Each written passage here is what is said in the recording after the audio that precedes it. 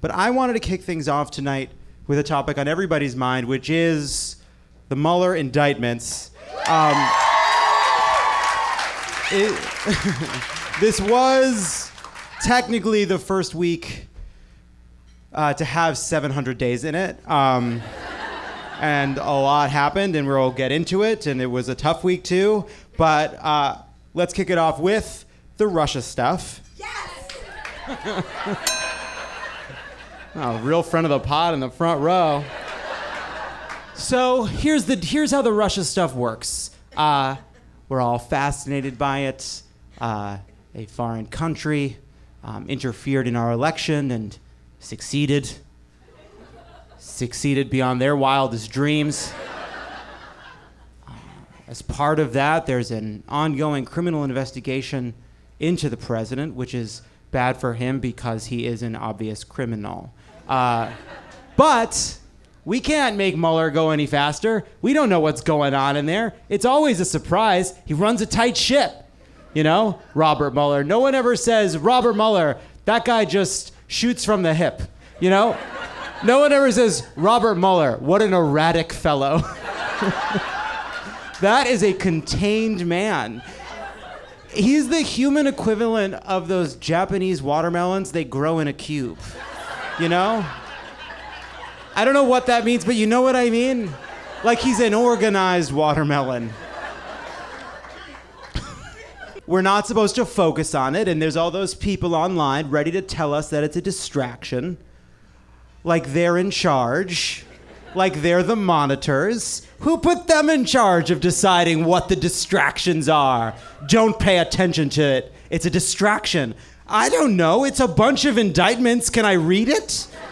Can I get to the bottom of it? What, it's 5 o'clock on a Friday. I can spend a little time learning about the indictments. I'll focus on the election. I know. I'm not one of those people that says, hurry up, Robert Mueller. We know that that's annoying. Why won't Robert Mueller hurry up? Okay. Some of you are people who say that.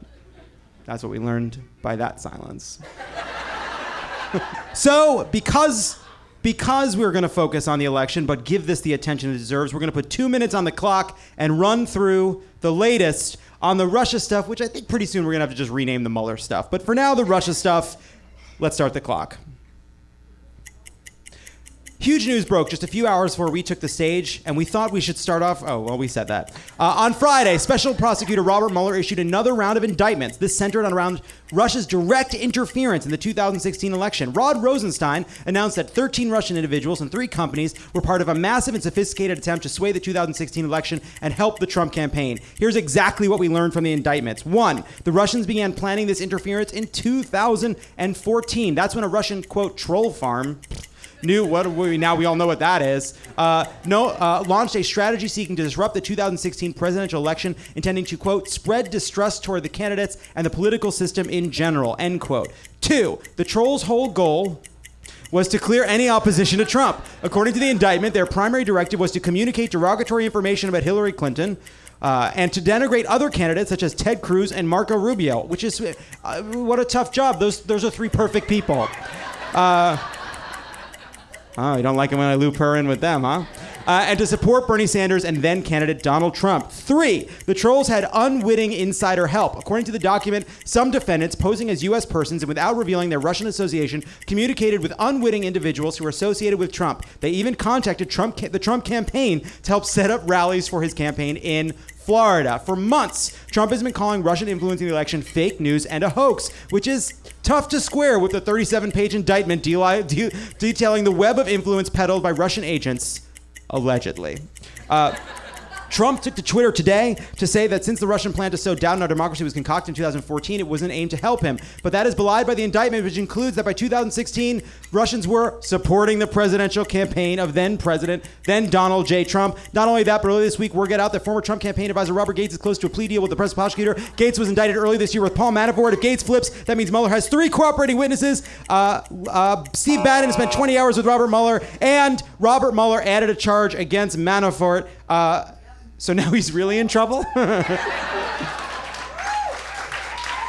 And that is the Russia stuff.